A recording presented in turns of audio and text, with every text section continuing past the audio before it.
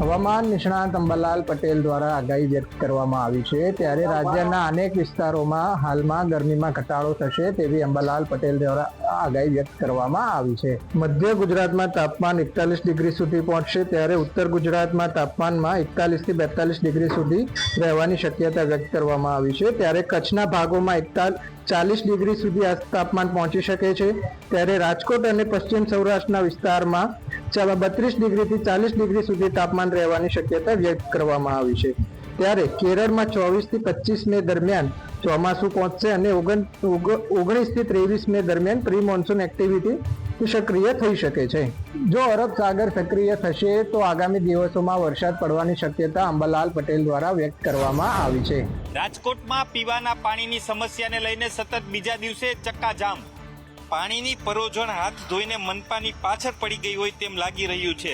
વિરોધ કરનારા લોકો અને માત્ર એરિયો જ બદલાય છે, બાકી પાણીની સમસ્યા યથાવત જોવા મળે છે। એક તરફ કાળઝાળ ગરમી પડી રહી છે તો બીજી તરફ કાલાવડ રોડ પર આવેલ ગુરુદેવ પાર્ક સોસાયટીની મહિલાઓ અને સ્થાનિકો રોડ ઉપર ઉતરી ચક્કાજામ કર્યો હતો। છેલ્લા 2 દિવસથી આ વિસ્તારમાં પીવાનું પાણી આવતું નથી। ના છૂટકે લોકો પીવાનું પાણી વેચાતું લઈને પીવા માટે મજબૂર બન્યા છે। અવારનવાર સર્જાતી પાણીની સમસ્યાને લઈને મનપા શું આયોજન કરશે તે હવે જોવાનું રહ્યું। પ્રધાનમંત્રીની સોનું ન ખરીદવાની અપીલને વ્યાપક પ્રતિસાદ જોવા મળી રહ્યો છે, પરંતુ આની વિપરીત અસર જ્વેલર્સોના વ્યવસાય પર પડી છે।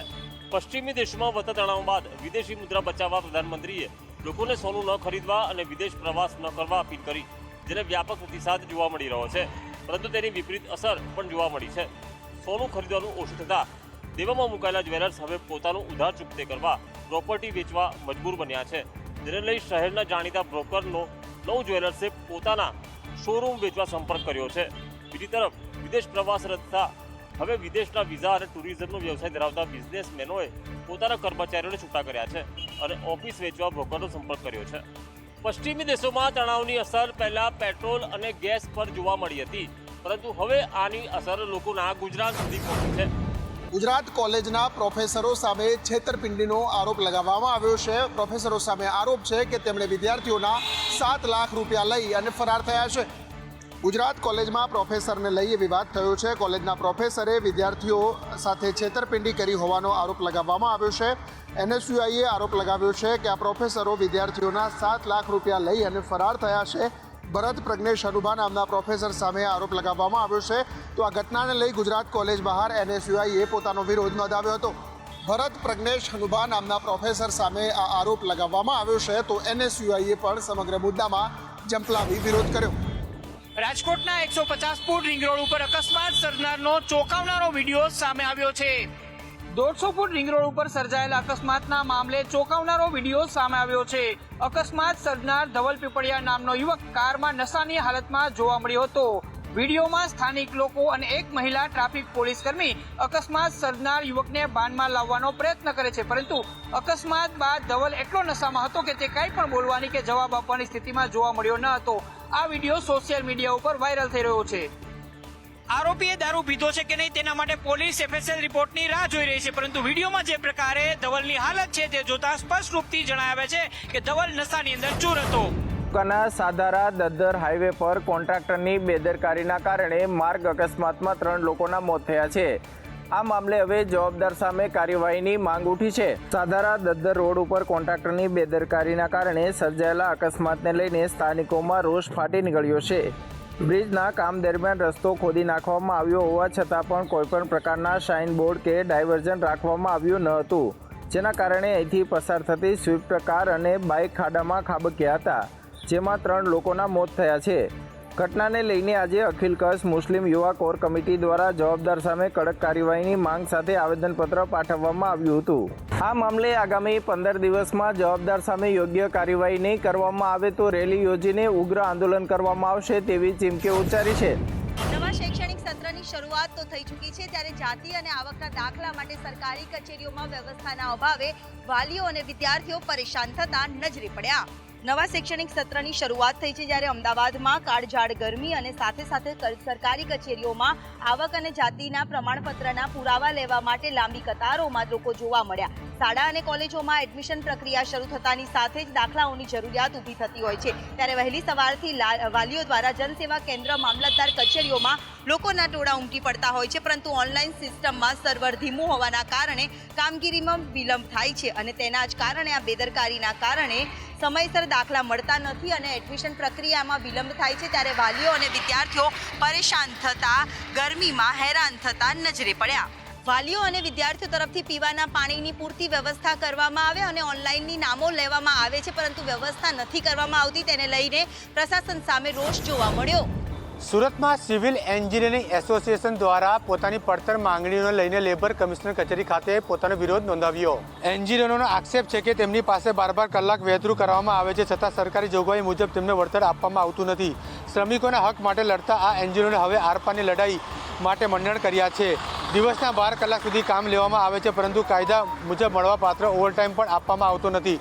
એટલું જ નહીં, શહેરની 80% સાઇટ પર પીવાનું પાણી કે શૌચાલયની પાયા જેવી સુવિધાઓમાં પણ અભાવ જોવા મળી રહ્યો છે. સમયસર પગાર ન મળવો અને સામાજિક સુરક્ષાના નામે શૂન્યતાના અભાવને કારણે એન્જિનિયરોમાં ભારે રોષ જોવા મળી રહ્યો છે. સિવિલ એન્જિનિયરોએ હવે અન્યાય સામે લડાઈ શરૂ કરી છે, ત્યારે હવે લેબર કમિશનર બાંધકામ કરનાર કંપનીઓ અને બિલ્ડરો વિરુદ્ધ કયા પ્રકારની કાર્યવાહી કરે છે તે હવે જોવાનું રહ્યું. ચોટીલા નજીક સર્જાયેલ ગમખ્વાર અકસ્માતમાં 4 લોકોના મૃત્યુ. જીવ બચાવવા મુસાફરો બારીમાંથી કૂદ્યા. ચોટીલા રાજકોટ નેશનલ હાઈવે પર સાંગાણી ગામ નજીક મોડી રાત્રે એક કાળજું કંપાવનારો અકસ્માત સર્જાયો છે. અમદાવાદથી રાજકોટ જતી મધુરમ કંપનીની ટ્રાવેલર્સ બસ અને ડામર ભરેલા ટેન્કર વચ્ચે જોરદારની ટક્કર સર્જાઈ હતી, જેમાં 4 મુસાફરો જીવતા સળગી ગયા છે. હવે તેમની ઓળખ કરવા માટે ડીએનએ જ એક રસ્તો છે, જ્યારે અન્ય 10 મુસાફરો ઈજાગ્રસ્ત થતા તેને રાજકોટની સિવિલ અને ખાનગી હોસ્પિટલ ખાતે ખસેડવામાં આવ્યા હતા.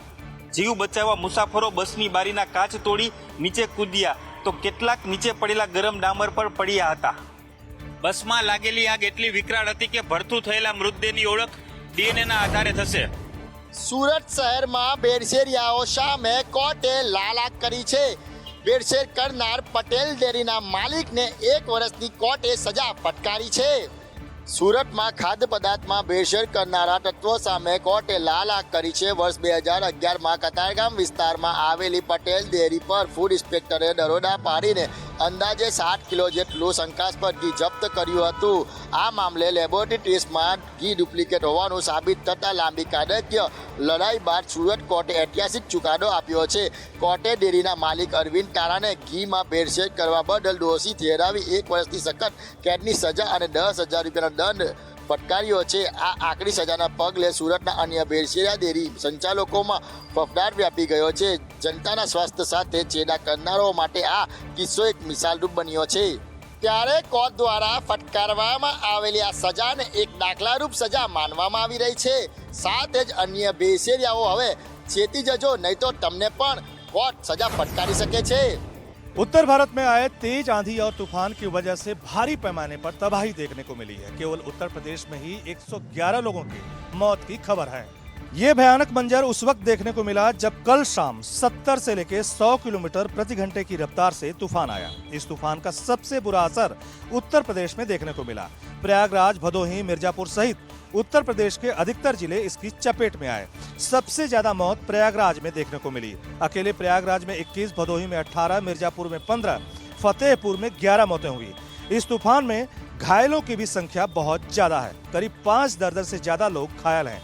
बड़ी संख्या में पशुओं की भी मौत हुई है. ये सभी मौतें आंधी में पेड़ गिरने, छत गिरने, दीवार ढहने, बिजली के खंभे गिरने और आकाशीय बिजली से हुई है. हालांकि इस आंधी तूफान का असर दिल्ली, एनसीआर, हरियाणा, राजस्थान, मध्य प्रदेश और बिहार में भी देखने को मिला. लेकिन सबसे अच्छी बात ये रही कि इन राज्यों में किसी तरह की कोई कैजुअल्टी नहीं हुई.